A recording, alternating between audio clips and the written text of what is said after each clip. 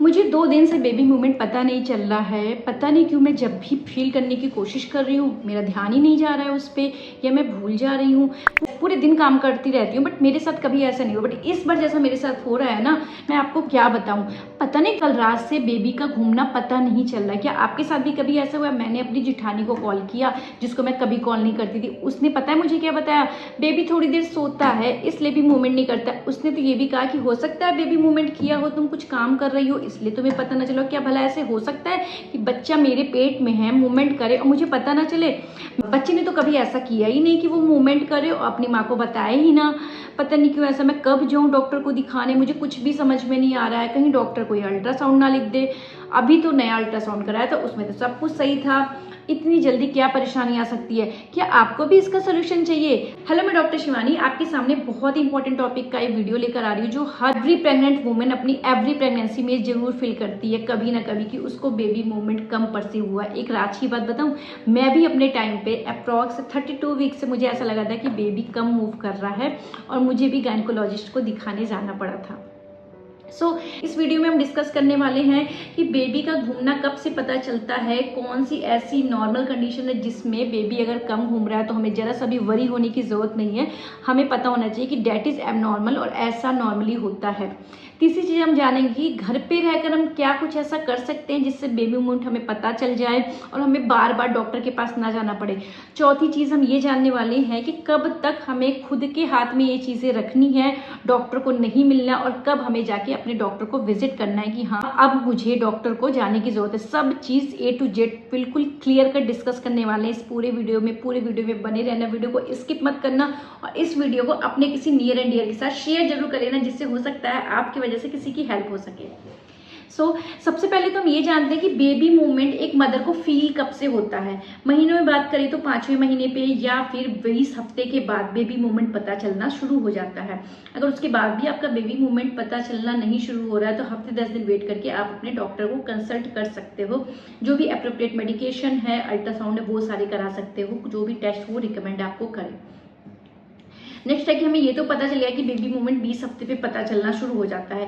क्या शुरू में ही बच्चा बिल्कुल ऐसे ऐसे घूमने लगता है? नहीं, बच्चा शुरुआत में बस ऐसे नॉक नॉक सा घूमता है या फिर गैस बबल जैसा उड़ना पता चलता है कि गैस बबल। कई बार फीमेल को परसीव ही नहीं होता है फर्स्ट प्रेगनेंसी में और उसे यही लगता है कि उसके पेट में गैस बनी हुई है। तो हमें पहली बार जो मदर बनना है उसे हमें एजुकेट भी करना। बीइंग ए गायनेकोलॉजिस्ट मैं भी एजुकेट करती हूँ, और अगर आपको ये बात पता चल गई कि पहला मूवमेंट कैसा होता है तो आपका भी फर्ज बनता है कि आप किसी प्रेग्नेंट लेडी को ये चीज गाइड करें कि पहला बिल्कुल नॉक नॉक मूवमेंट होता है, ऐसा लगता है कि कोई टक्कर से करके चला गया। जो दूसरी बार मदर बने वो मेरी बातों को रिलेट भी कर पा रहे होंगे तो कमेंट में मुझे लिख देना कि हाँ मुझे भी ऐसा फील हुआ था।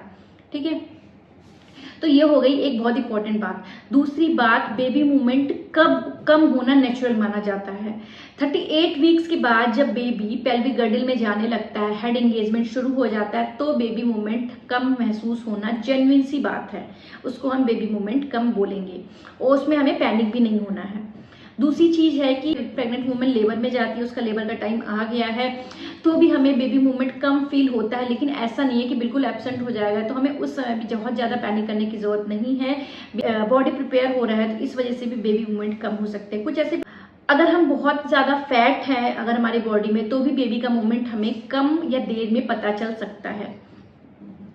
तीसरी चीजें जो हम जानने वाले हैं कि कुछ पैथोलॉजिकल रीजंस भी होते हैं जिसकी वजह से हमें बेबी का मूवमेंट कम महसूस हो सकता है। सबसे पहला तो है बेबी का ग्रोथ कम होना, मतलब IUGR बेबी होना, मतलब ग्रोथ रिस्ट्रिक्टेड बेबी होना। उसमें क्या होता है, बेबी अपने साइज से छोटा होता है, फुल वेट का नहीं होता है, इसलिए भी हमें बेबी मूवमेंट समय के अकॉर्डिंग जितना पता चलना चाहिए उतना पता नहीं चलता है, कम पता चलता है।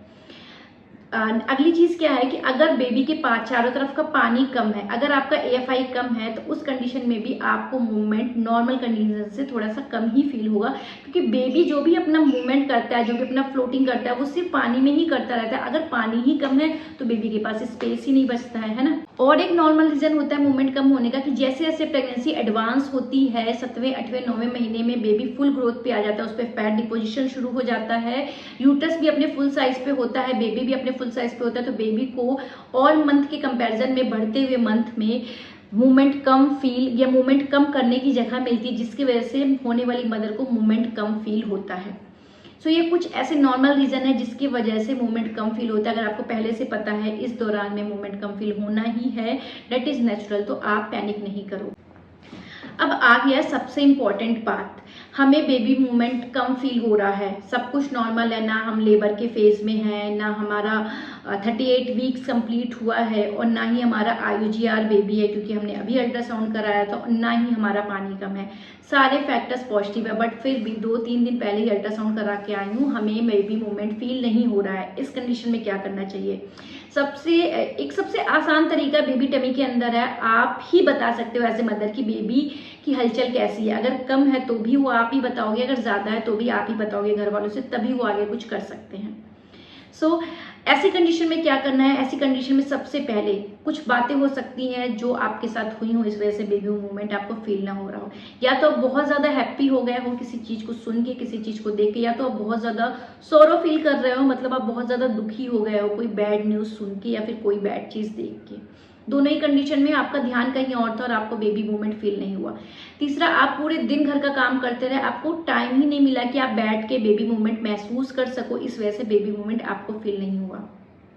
चौथा है कि बेबी सच में मूवमेंट प्रॉपर नहीं कर रहा है, इसलिए आपको फील नहीं हुआ है। ठीक है, इन चारों कंडीशन को कैसे टैकल करना है? सबसे पहले तो अगर आपको बेबी मूवमेंट फील नहीं हो रहा है, आपके सारे अल्ट्रासाउंड्स नॉर्मल है, आपकी सारी रिपोर्ट नॉर्मल है, आप कुछ दिन पहले सब करा के आए हो, बहुत अच्छे से 2-3 दिन पहले फील हो रहा था, अब आजकल हमें फील कम हो रहा है या नहीं हो रहा है, तो हमें सबसे पहले क्या करना चाहिए? सबसे पहले तो आपको अपना घर का सारा काम छोड़ देना है, मतलब किचन का काम छोड़ देना है, आपको टीवी छोड़ देना है, आपको फ़ोन छोड़ देना है। उसके बाद हमें क्या करना है? कुछ मीठा खा के, आप मीठा स्वीट्स खा सकते हो, आप हलवा बना के खा सकते हो, गुलाब जामुन खा सकते हो। उसके बाद 1-2 गिलास पानी पी के आप किसी शांत कमरे में लेट के उल्टे हाथ की करवट लेटना है आपको, और आपको महसूस करना है बेबी की हलचल। आप अपना एक हाथ अपने टमी पे भी रख के वो चीज़ फील कर सकते हो। या कभी कभी कुछ माएँ बातें करती हैं जो कि गर्भ संस्कार में सिखाया था, वो भी बहुत इफेक्टिव होता है। आप उनसे अपने बच्चे से बात भी कर सकते हो। अगर आप पहले से बात कर रहे थे तो आपकी आवाज़ पहचानता है, और आप शांत रूम में वो भी आपको रिप्लाई कर सकता है, मतलब एक किक दे सकता है, जो कि बहुत ही मतलब अच्छा अनुभव होता है। जो माँ बन चुकी हैं, बनने वाली हैं, दोनों को ये महसूस होना बहुत ज़रूरी है। बहुत ही पीसफुल, मतलब प्रेग्नेंट होने का एहसास ही किक से होता है। जब तक आपको बेबी किक करता रहता है तो आपको पता रहता है कि आपके अंदर कोई है। दूसरी चीज़ है कि अगर आप कुछ मीठा नहीं खा सकते तो आप लिक्विड कुछ ले सकते हो। आप घर में शिकंजी बना सकते हो, आप फ्रूटी पी सकते हो, या फिर कोई मीठा ड्रिंक जिसमें शुगर कंटेंट ज़्यादा है वो ले सकते हो। कहा जाता है कि जैसे ही बॉडी में शुगर जाता है, बेबी एक्टिव हो जाता है और वो रिस्पॉन्स करना शुरू कर देता है।